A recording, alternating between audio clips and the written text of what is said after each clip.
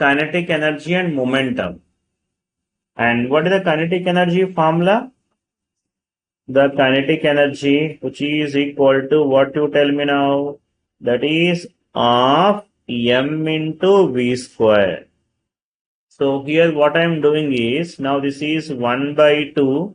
So I am mv square multiplying with m and divide with m. Multiply with m and divide with m. Then it will becomes what you tell me now here. This is 1 by 2 into, I can say this as m into v whole square by m na.